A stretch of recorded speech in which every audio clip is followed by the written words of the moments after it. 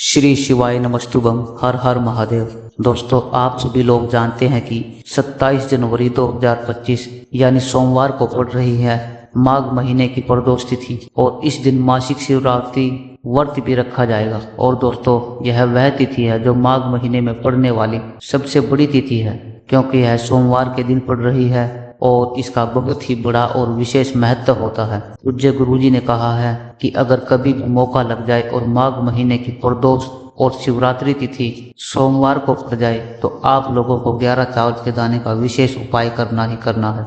इन दोनों का संयोग बहुत ही कम आता है। इसी के साथ में गुरुजी ने अपनी शिव पुराण कथा में बताया है कि इस दिन आपको 11 चावल के दाने का उपाय तो अवश्य ही करना चाहिए, क्योंकि ऐसा दिन पूरे साल में सिर्फ एक ही बार आता है। और दोस्तों, आप सभी लोग जानते हो कि सोमवार प्रदोष व्रत का अगर कोई सबसे बड़ा उपाय है तो वह 11 चावल के दाने का उपाय है। तो दोस्तों, सोमवार के दिन आप लोगों को इस 11 चावल के दाने वाले उपाय को जरूर करना है। बहुत सारे लोग होंगे जिन लोगों ने इस उपाय को ना किया हो, मतलब पूरा साल निकल गया, उन्होंने किसी भी दिन इस 11 चावल के दाने वाले उपाय को ना किया हो। और दोस्तों, आपके पास अभी भी एक आखिरी मौका बचा हुआ है जो कि 27 जनवरी के दिन है। तो इस दिन आप लोगों को इस उपाय को जरूर कर लेना है। भले ही आपने पूरे महीने भर इस उपाय को ना किया हो, पर अगर आपने इस माघ महीने के सोमवार प्रदोष के दिन इस वाले उपाय को कर लिया तो आपको इस उपाय को करने का वो फल मिलेगा जिसकी आपने कभी कल्पना भी नहीं करी होगी। आप लोग इस वाले उपाय को एक बार जरूर कर लेना ताकि आप लोगों के हाथ से यह मौका ना जा सके और आपको इस उपाय को करने का फल मिल सके। दोस्तों, यह उपाय पंडित जी ने अपनी अभी की ही शिव महापुराण की कथा में बताया है। इस उपाय को आज हम आपको अच्छे से समझाने वाले हैं। इस वीडियो को देखने के बाद इस उपाय को समझने के लिए आपको कोई और वीडियो देखने की जरूरत नहीं पड़ेगी। तो चलिए दोस्तों, उपाय को शुरू करते हैं।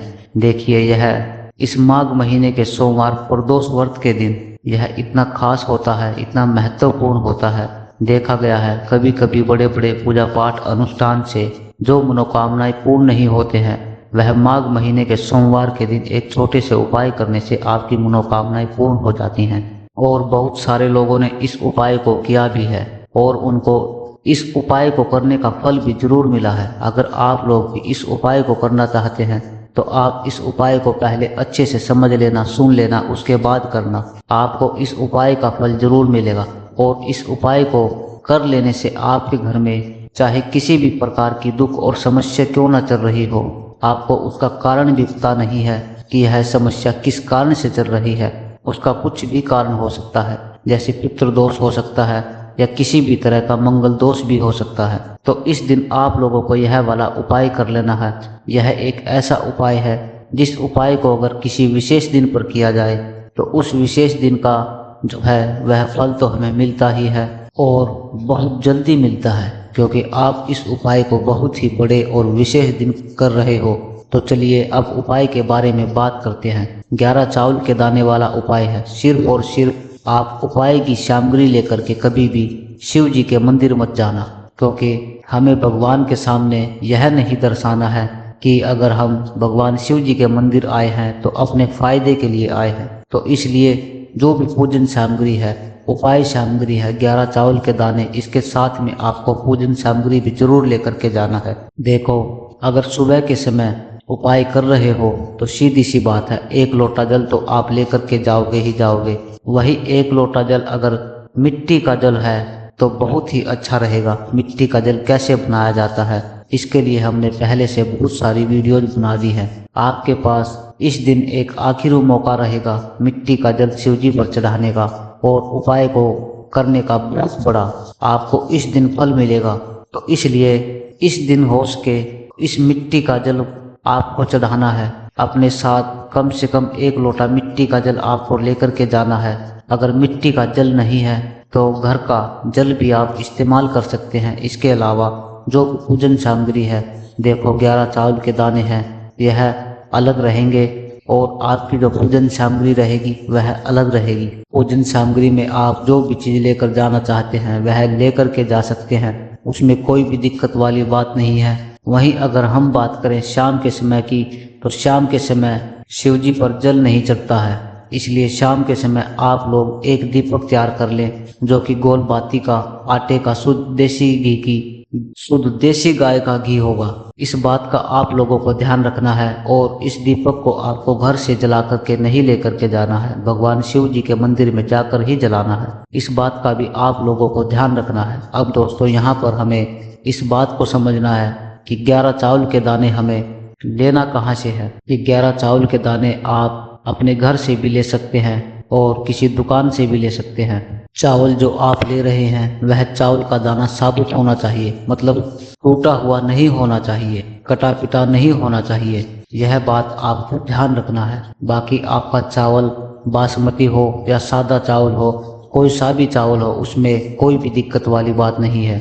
11 चावल के दाने आप लोग निकाल करके रख लो और उन्हें किसी भी एक कागज की पुड़िया में या किसी एक छोटी सी कटोरी में आप लोग रख लो ताकि यह सुरक्षित रहे।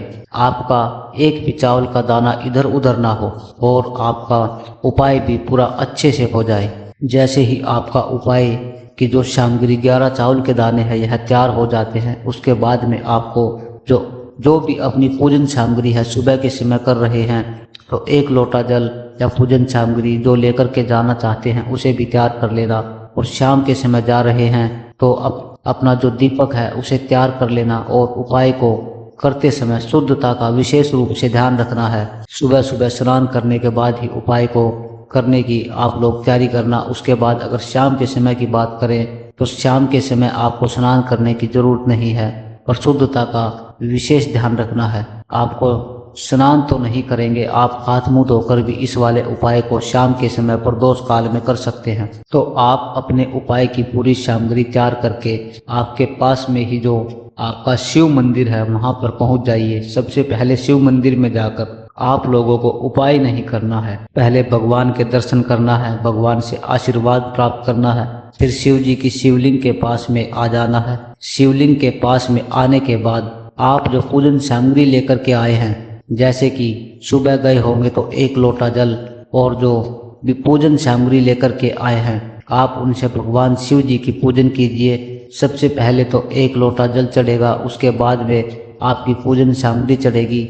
उसके बाद में अगर दोस्तों शाम के समय अगर आप इस उपाय को कर रहे हो तो अपने साथ कम से कम 1 दीपक गोल बाती का जो आप अपने साथ लेकर के आए हो उस दीपक को मंदिर में जाकर अपनी माचिस से ही जलाना है। उस दीपक को शिवलिंग के पास में रखना है। इस दीपक को रखने के बाद ही आप लोगों को अपना यह वाला उपाय शुरू करना है और दीपक को ज्यादा पास मत रखना। जैसे ही आपकी पूजा अर्चना हो जाती है आप भगवान शिव जी को प्रसन्न कर लेते हैं। उसके बाद में शिवलिंग के पास में ही आप कहीं पर बैठ जाइए, सामने या फिर आसपास जिस जगह पर आपको बैठना हो वहां पर आप बैठ जाइए और आपने वह 11 चावल के दाने अपने सामने निकाल कर रख लीजिए, क्योंकि अब यहाँ पर उपाय को करने की आपको तैयारी करना है। और इस तरीके से जब आप उपाय करेंगे पूजन सामग्री करने के बाद, पूजन अर्चना करने के बाद, तो आपको उपाय का फल बहुत जल्दी और बहुत बड़ा होकर के मिलेगा। तो आपने 11 चावल के दाने अपने सामने निकाल करके रख लेना है और यह जो उपाय है यह आपके सीधे हाथ की हथेली से होगा, इसलिए इस बात का भी विशेष रूप से ध्यान रखना है।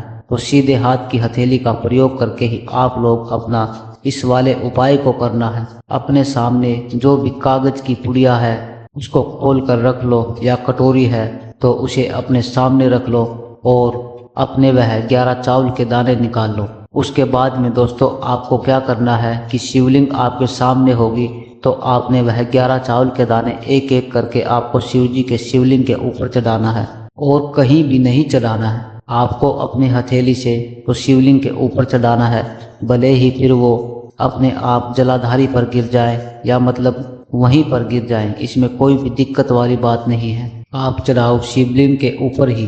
तो आपको क्या करना है, अपना पहला चावल का दाना उठाना है, श्री शिवाय नमस्तुभम बोलना है और शिवलिंग पर चढ़ा देना है। इस तरीके से दूसरा चावल का दाना उठाना है, शिवलिंग पर चढ़ाना है और मंत्र बोल देना है और फिर तीसरा चावल का दाना उठाना है, श्री शिवाय नमस्तुभम मंत्र बोलना है और चावल का दाना चढ़ा देना है। इसी प्रकार से आपको पूरे 11 चावल के दाने एक एक करके शिव जी के शिवलिंग के ऊपर चढ़ाना है और भगवान से प्रार्थना करते जाना है।